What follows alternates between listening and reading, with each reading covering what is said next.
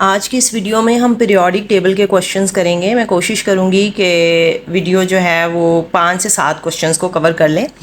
पहला क्वेश्चन है कि which property shows an increasing trend in the element from group 1 to group 7 across a period of the periodic table. Periodic table हम खोल लेते हैं, उसमें थोड़ी सी मुझे ब्रीफिंग देनी है आपको कि पीरियोडिक टेबल में आप देख रहे हैं हमारे पास ये जो हॉरिजॉन्टल होते हैं ना, ये होते हैं पीरियड्स, और यहाँ से ऊपर से नीचे जो आ रहे हैं ना, ये हमारे पास ग्रुप्स होते हैं। ठीक है, अब क्वेश्चन की तरफ वापस चलते हैं। क्वेश्चन हमें कह रहा है कि which property show N increasing trend. जब हम ग्रुप 1 से 7 की तरफ जा रहे हैं तो किस ट्रेंड में इंक्रीज आ रहा है। पीरियोडिक टेबल की तरफ चलते हैं वापस। पीरियोडिक टेबल में हम देखते हैं कि जब हम लेफ़्ट से राइट की तरफ जा रहे हैं ना, तो मेटेलिक करैक्टर जो होता है ना वो कम हो रहा होता है, यानी मेटल नॉन मेटल में चेंज हो रहे होते हैं। मेटल पॉजिटिव आयन बनाते हैं और नॉन मेटल नेगेटिव आयन बनाते हैं। तो इसका मतलब है the ability to form the negative ion increases as we go from group 1 to group 8 of the periodic table. अच्छा, इसके बाद एक और ऑप्शन है नंबर ऑफ इलेक्ट्रॉन शेल। अच्छा, ये समझना बहुत ज़रूरी है। जब आप ग्रुप 1 से ग्रुप 7 की तरफ जा रहे होते हैं ना, तो एक सर्टन पीरियड में उतने ही शेल्स होते हैं।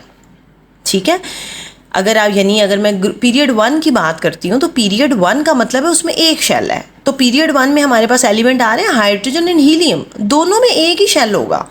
ठीक है, जब मैं लिथियम से आऊँगी नियोन की तरफ तो ये सेकेंड पीरियड बनता है। इसका मतलब है कि इन एलिमेंट्स में सिर्फ 2 शेल्स होंगे, यानी lithium, beryllium, boron, carbon, nitrogen, oxygen, fluorine और नियोन।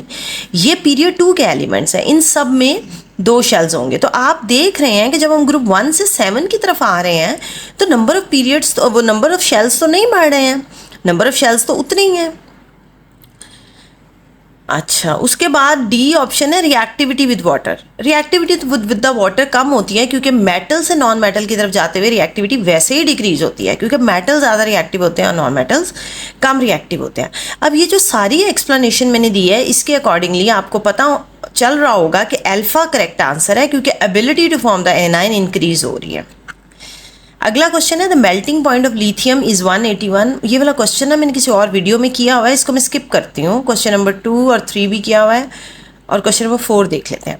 क्वेश्चन नंबर 4 कह रहा है the diagram shows part of the periodic table which 2 letters represent the element that can react together the form the covalent compound. अच्छा, covalent compound जो होते हैं ना वो नॉन मेटल्स के बीच में बनते हैं, यानी जो आयनिक बॉन्ड होता है वो एक मेटल होता है एक नॉन मेटल होता है, वो रिएक्ट करते हैं और आयनिक कंपाउंड बन जाता है। लेकिन जब कोवलेंट कंपाउंड बनता है ना तो उसमें दोनों ही एलिमेंट नॉन मेटल होते हैं। अब पीरियोडिक टेबल अगर आप ने डिटेल से पीरियोडिक टेबल को पढ़ा हुआ है तो आपको पता है कि आपके राइट हैंड साइड पे जो एलिमेंट जहाँ मेरा कर्सर स्क्रॉल कर रहा है ना, वो वाई और जेड एलिमेंट जो है ना, ये नॉन मेटल्स हैं। तो जब ये आपस में रिएक्ट करेंगे वाई और जेड तो हमारा एक कोवलेंट कंपाउंड बनेगा। तो delta is the correct answer. The group 1 metal lithium, sodium, potassium show trend in their melting point।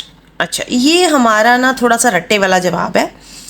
देखिए, जब हम पीरियोडिक टेबल में ग्रुप 1 की प्रॉपर्टीज़ पढ़ते हैं ना, तो हम पढ़ते हैं कि melting and the boiling point of group 1 element नीचे मतलब डाउन द ग्रुप आते हुए ना उनका मेल्टिंग बॉइलिंग पॉइंट डिक्रीज होता है। ठीक है, कम होता है।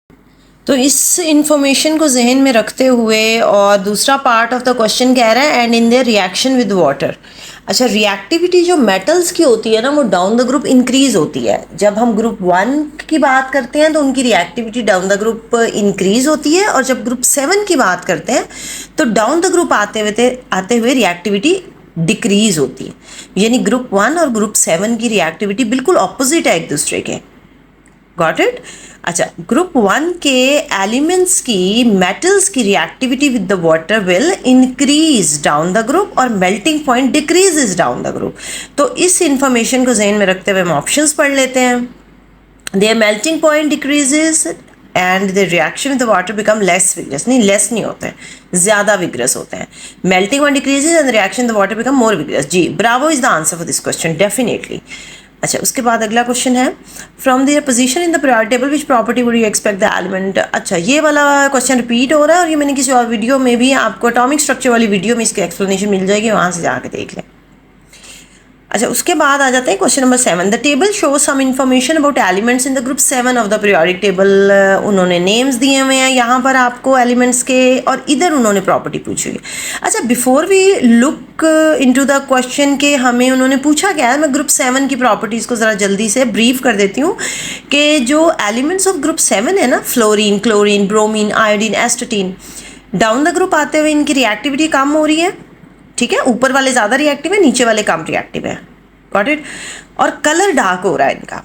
फ्लोरीन से एस्टेटीन की तरफ जब हम आ रहे हैं ना, तो कलर डार्क होता जा रहा है एलिमेंट्स का।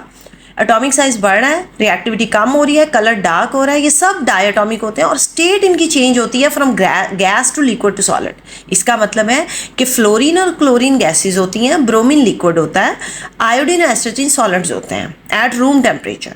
ठीक है, तो अब इस इंफॉर्मेशन को ज़हन में रखते हैं और स्टेट एट रूम टेम्परेचर वो पूछ रहे हैं, तो आयोडीन सॉलिड होगा डेफिनेटली। अभी इंफॉर्मेशन मैंने शेयर की है। कलर उसका डार्कर होगा, ब्राउन से और ब्लैक के बीच में कोई कलर होगा, तो ग्रे होगा, सॉलिड होगा और ये ग्रे होगा। देखा, Charlie is the answer for this question. एक और क्वेश्चन करते हैं और फिर इस वीडियो को एंड करते हैं। अच्छा, the diagram shows a section of the periodic table which element is described below a colourless unreactive gas denser then air. अच्छा देखिए, जब भी किसी एलिमेंट या गैस या पीरियोडिक टेबल दे दिया, उसमें से पूछ लिया अनरिएक्टिव बताओ क्या है, तो बेटा जी आपका जो आखिरी ग्रुप होता है ना, noble gases, zero group element, ये अनरिएक्टिव होते हैं। होते भी सारे गैसेज हैं और होते भी कलरलेस है। तो अल्फा और डेल्टा, ये जो दो ऑप्शंस दिए हुए हैं, अब इनमें हमें चूज़ करना है कि क्या है। तो हम क्वेश्चन में पढ़ते हैं कि कलरलेस होना चाहिए, अनरिएक्टिव होना चाहिए और डेंसर देन एयर होना चाहिए। तो जब हम डाउन द ग्रुप आते हैं तो डेंसिटी इंक्रीज होती है। इसका मतलब है अल्फा आंसर है, क्योंकि अल्फा लेस डेंसर है एज कम्पेयर टू डेल्टा। तो alpha is our answer. So that's all for this video. अगली वीडियो में अगले क्वेश्चन स्टार्ट करते हैं। Thank you so much. God bless you. अल्लाह हाफिज़।